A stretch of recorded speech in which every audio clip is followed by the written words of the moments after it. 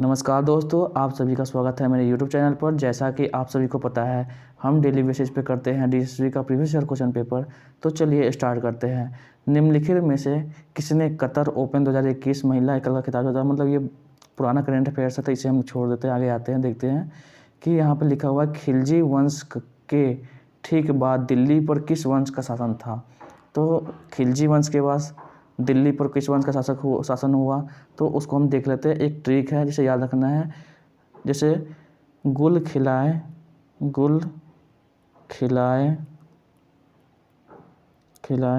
तुगलक सैयद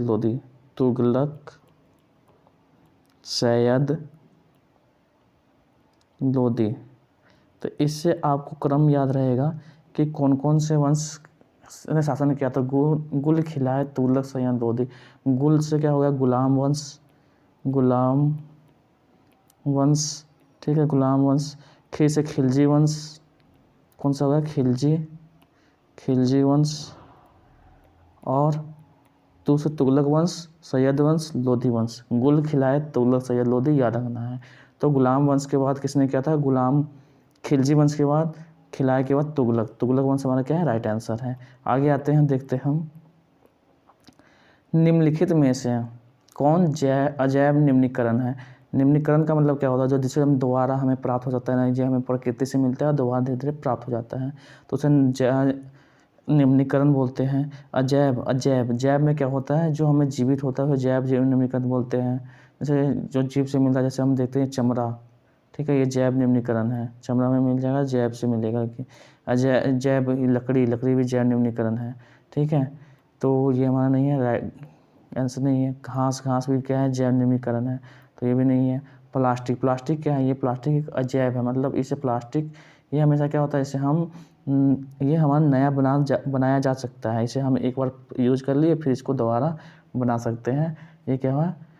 हमारा प्लास्टिक अजैव निम्नीकरण में आता है, ख़त्म नहीं होता कभी। आगे आते हैं, हम देखते हैं अप्रैल 2021 में, ये भी क्या आपका करंट अफेयर्स है।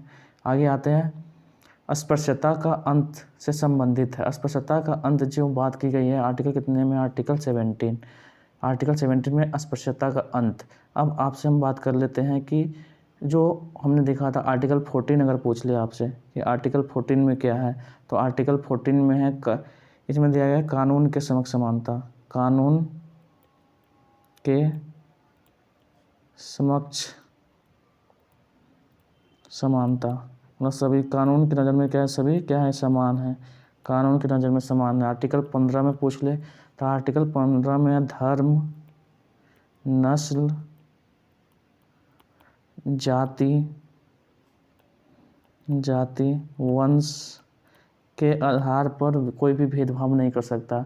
भेदभाव का क्या क्या है? समाप्ति की गई है कि कोई भी भेदभाव नहीं करता। भेदभाव निषेध।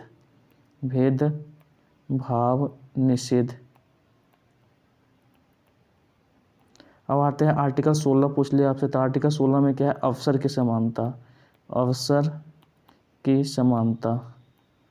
आर्टिकल 16 में है। आर्टिकल 17 पूछ ले, तो आर्टिकल 17 में यही है अस्पृश्यता का अंत। आर्टिकल 18 पूछ ले, तो आर्टिकल 18 में है पदवियों का अंत, उपाधियों का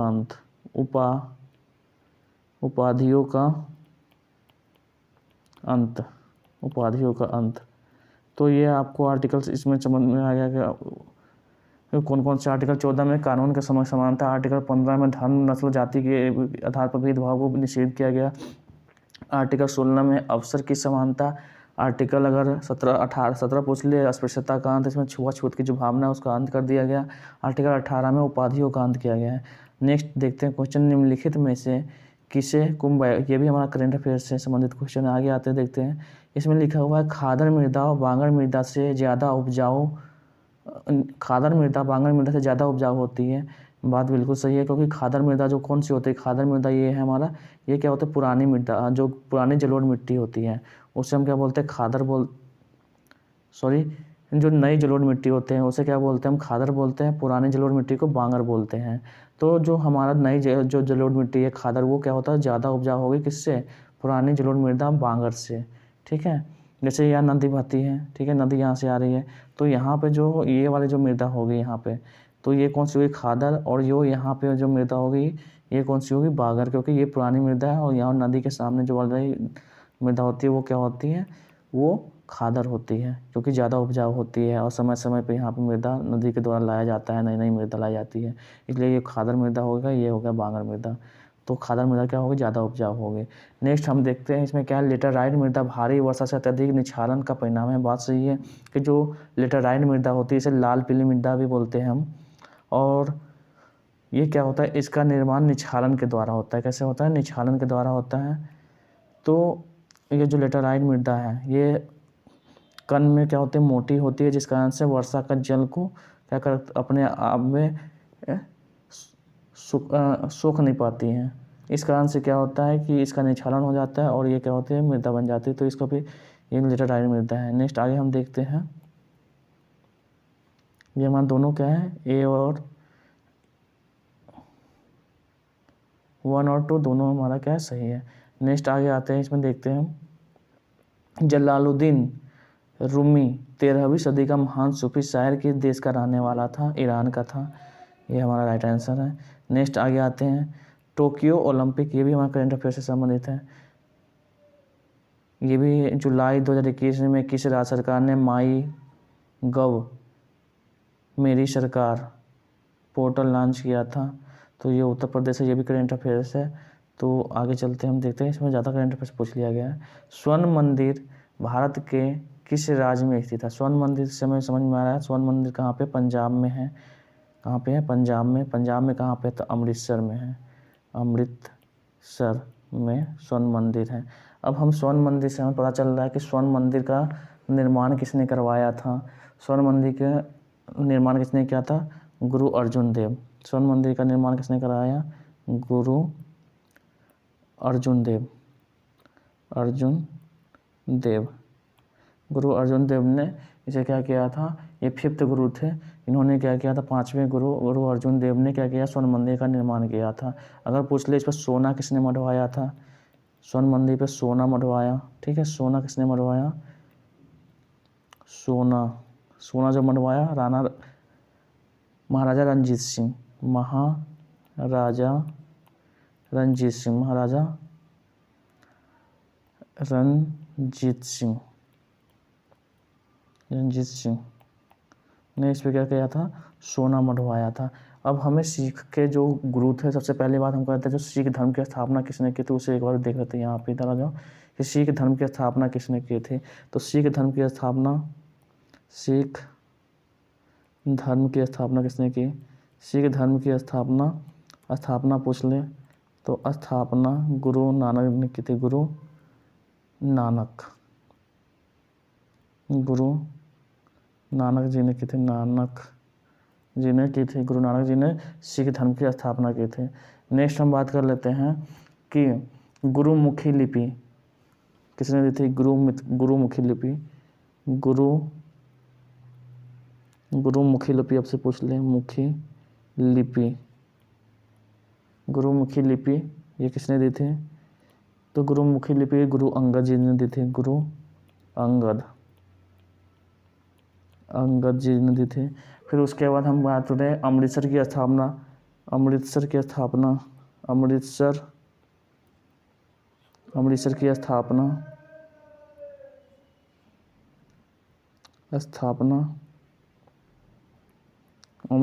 किसने की, अमृतसर की स्थापना गुरु रामदास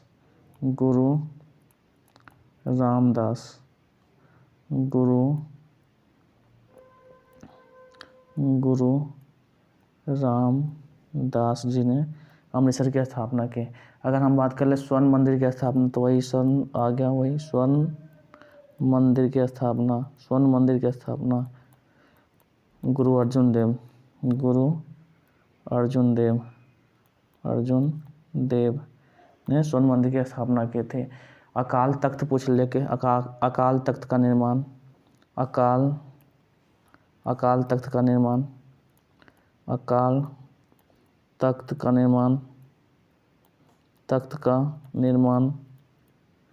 ये किसने किया था, अकाल तख्त का निर्माण किया था हरगोविंद सिंह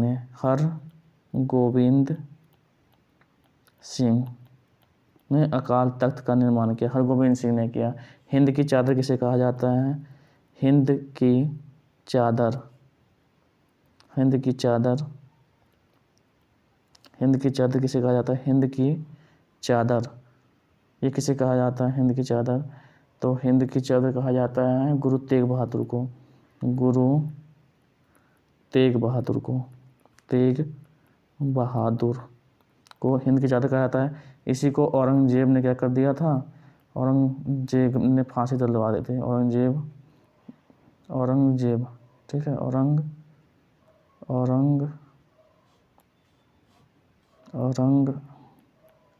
ने इसे क्या देखा, फांसी दे दी थी, गुरु अर्जुन देव जी को फांसी चढ़ा दी थी।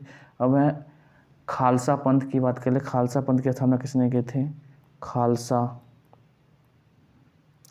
पंथ की स्थापना, खालसा पंथ की स्थापना गुरु गोविंद सिंह ने, गुरु गोविंद सिंह। ये सिख धर्म के 10वें गुरु थे गुरु गोविंद सिंह, और लास्ट गुरु भी थे। तो अभी हमें इतना समझ में आएगा। देखो, सिख धर्म की स्थापना किसने की थी? गुरु नानक जी ने। गुरु नानक जी का जन्म कब हुआ था? 1469 में हुआ था, तलवंडी में। गुरुमुखी लिपि किसके द्वारा लिखी गई है? गुरुमुखी लिपि किसने दी थी? गुरु अंगद जी ने।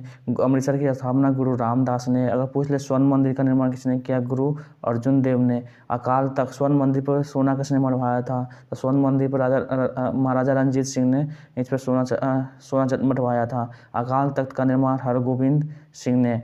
हिंद की चादर किसे कहा जाता है? गुरु तेग बहादुर जी को। इसे औरंगजेब ने क्या किया था? फांसी पर चढ़ा दिया था। खालसा पंथ की स्थापना किसने की? खालसा पंथ की स्थापना गुरु गोविंद सिंह ने की थी। ये गुरु कौन से गुरु थे? 10वें गुरु थे। आगे आते हैं, नेक्स्ट क्वेश्चन देखते हैं हम।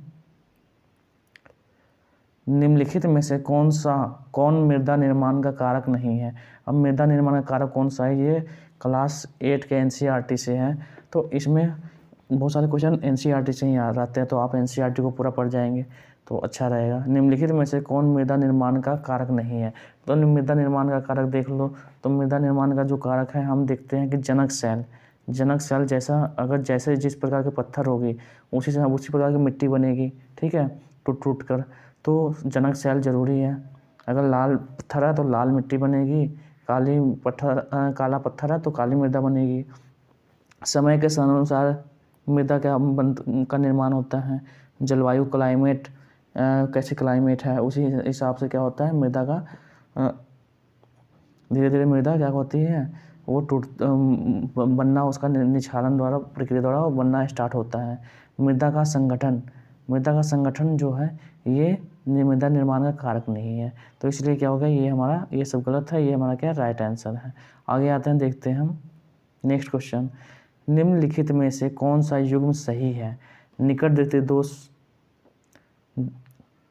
दूर दृष्टि दोष गलत है। निकट दृष्टि दोष में क्या होता है? निकट की वस्तु हमें नहीं दिखाई देती है। दूर दृष्टि दोष में दूर की वस्तु हमें दिखाई नहीं देती।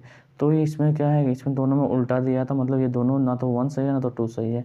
निकट दृष्टि दोष में पूछ ले आपसे किस लेंस का प्रयोग किया जाता है, तो अवतल लेंस। कौन सा लेंस है हमारा? अवतल लेंस का हम प्रयोग करते हैं, अवतल लेंस। अगर हम बात करें दीर्घ दृष्टि दोष में उत्तल लेंस।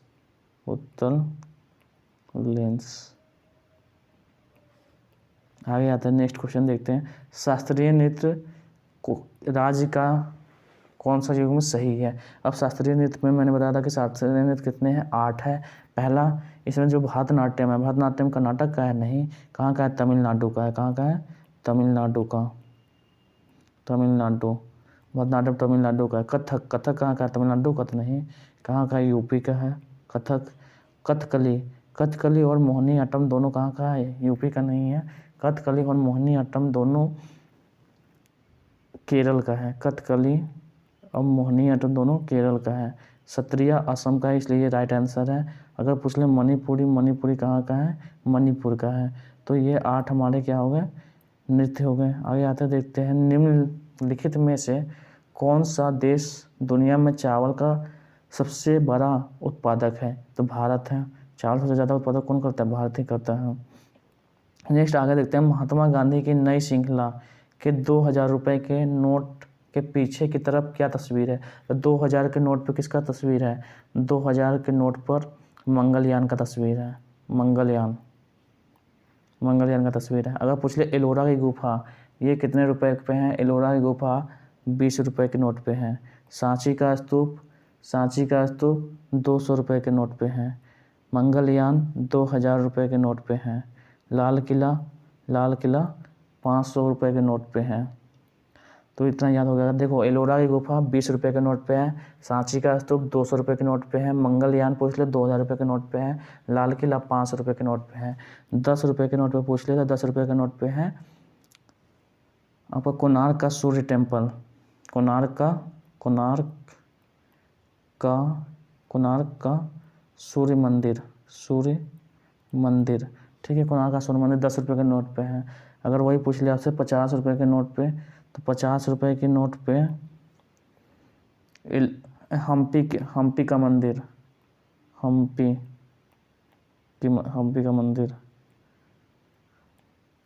अगर वही पूछ लिया आपसे 100 रुपये पर, तो 100 रुपये पे रानी का वाव। तो पूछ ले 10 रुपये के नोट पे कोणार्क का सूर्य टेम्पल है। 20 रुपये पे एलोरा की गुफा। 50 रुपये पे पूछ ले हम्पी का मंदिर। अगर 100 रुपये पूछ ले रानी का बाग। 200 रुपये के नोट पे है सांची का स्तूप। 500 रुपये के नोट पे लाल किला। 2000 रुपये पे मंगलयान। तो पूछा गया 2000 रुपये के नोट पे, तो मंगलयान हमारा क्या है? राइट आंसर है। आगे चलते हैं। यहाँ पर दिया हुआ है कि निम्नलिखित में से कौन सा कथन सही है? अनधिमान वक्र बाएं से दाएं नीचे की ओर ढलवा होता है। अनधिमान वक्र मतलब इंडिफरेंस कर्व होता है। इंडिफरेंस कर्व में हम देखते हैं जो हमारा कैसे बना होता है, ये हमारा इंडिफरेंस कर्व ऐसे बना होता है। तो ये क्या है? बाएं से दाएं नीचे की ओर ढलवा है। बात सही है। तो ये हमारा क्या है? राइट आंसर है। अब आते हैं उच्च अनधिमान वक्र उपयोगिता के उच्च स्तर को बताता है। जो उच्च अनधिमान वक्र है तो ये क्या करेगा? हमारा उपयोगिता का उच्च स्तर को बताएगा। बात सही है, ये भी सही है। तो इसमें क्या होगा? ये भी दोनों सही है, लेकिन इसमें दिया क्या है? आंसर केवल 2 सही है, लेकिन इसका क्या होगा? दोनों सही है। ये गलत दिया हुआ आंसर, इसमें दोनों सही होगा। आगे आते हैं, हम देखते हैं निम्नलिखित में से कौन सा कथन सही है? भारत के संविधान का भाग 4 के राज्य के नीति निर्देशक तत्व से संबंधित है। बात सही है। भारत का जो संविधान का भाग 4 है राज्य के नीति निर्देशक तत्व से संबंधित है। DPSP से संबंधित है। DPSP ये कितने भाग 4 में है? आर्टिकल कितने से 36 से लेके 51 तक ये DPSP की बात की गई है। अगर बात करें भारतीय संविधान का अनुच्छेद 61 पर राष्ट्रपति से महाभियोग से संबंधित है। बात सही है। अगर पूछ ले आर्टिकल कितने? आर्टिकल 52 में राष्ट्रपति भारत का एक राष्ट्रपति होगा। भारत का एक राष्ट्रपति होगा, ये दिया गया आर्टिकल 52 में। आर्टिकल 61 में क्या है? राष्ट्रपति पर महाभियोग। आर्टिकल 72 पूछ ले तो आर्टिकल 72 में क्या है? इसे क्षमा दान की शक्ति दी गई है। क्षमा दान की शक्ति राष्ट्रपति को दी गई है। आर्टिकल 108 पूछ ले तो आर्टिकल 108 में क्या है? संयुक्त अधिवेशन। राष्ट्रपति को यह अधिकार है कि वो संयुक्त अधिवेशन बुला सकता है। संयुक्त अधिवेशन बुला सकता है लोकसभा और राज्यसभा का। आर्टिकल 111 में क्या है? इसे राष्ट्रपति को वीटो पावर दिया गया है। वीटो पावर आर्टिकल 111 में। और वो भी देख लेते हैं। आर्टिकल 111 में वीटो पावर की बात की गई है। आर्टिकल 123 में राष्ट्रपति क्या कर सकता है? अध्यादेश जारी कर सकता है। अध्यादेश जारी कर सकता है। राष्ट्रपति अध्यादेश जारी कर सकता है। फिर उसके बाद आर्टिकल 43 में क्या है कि वो किसी भी सुप्रीम कोर्ट से राष्ट्रपति को परामर्श लेने का अधिकार है। आर्टिकल 143 में सुप्रीम कोर्ट से परामर्श लेने का अधिकार है। राष्ट्रपति जब चाहे सुप्रीम कोर्ट से परामर्श ले सकता है। तो इतना समझ में आया होगा आपको। देखो पहले देख लेते हैं जो DPSP है, भारतीय संविधान के भाग 4 में है, आर्टिकल 36 से लेके 51 तक DPSP की बात की गई है। राष्ट्रपति पर बात करें, राष्ट्रपति भारत का एक राष्ट्रपति होगा। आर्टिकल कितने में? 52 में है। राष्ट्रपति पर महाभियोग लगाया जाता है, आर्टिकल 61 में है दिया गया। राष्ट्रपति को क्षमा दान की शक्ति जो दी गई है, आर्टिकल 72 में। 108 आर्टिकल में राष्ट्रपति संयुक्त अधिवेशन बुला सकता है, लोकसभा और राज्यसभा का।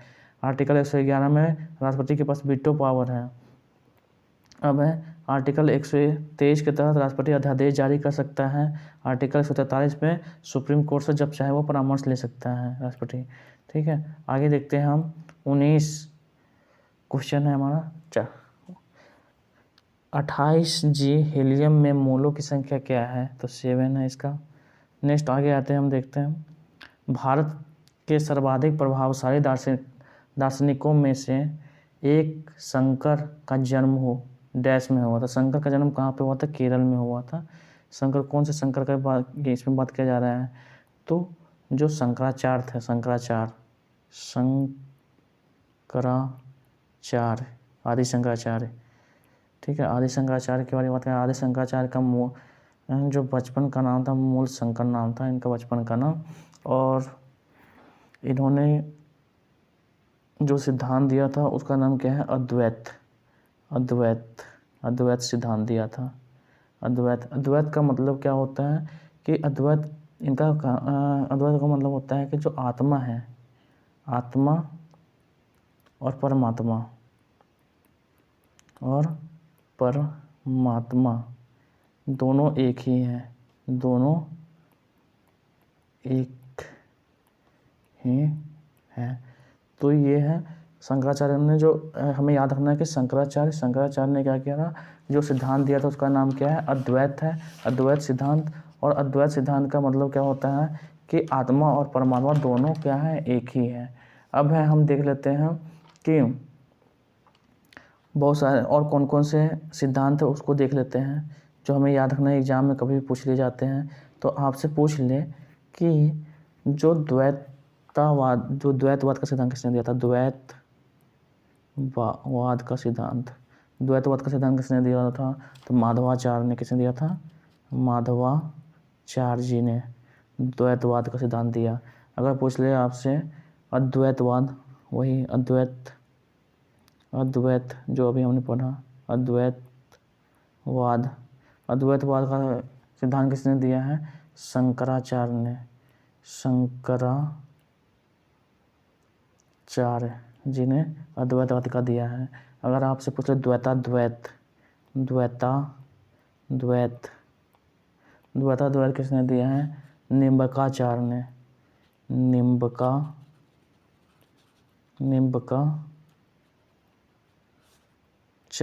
निम्बकाचार्य ने द्वैताद्वैत दिया है। अगर बात करें शुद्ध द्वैतवाद,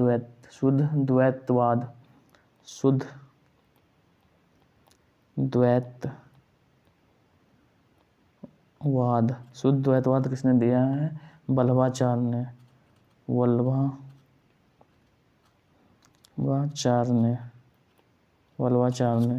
अब आते हैं विशिष्ट द्वैतवाद की बात करते हैं। विशिष्ट द्वैतवाद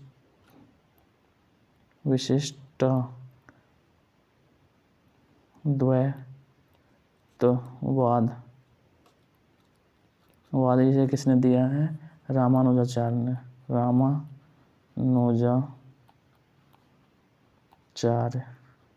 रामानुजाचार्य।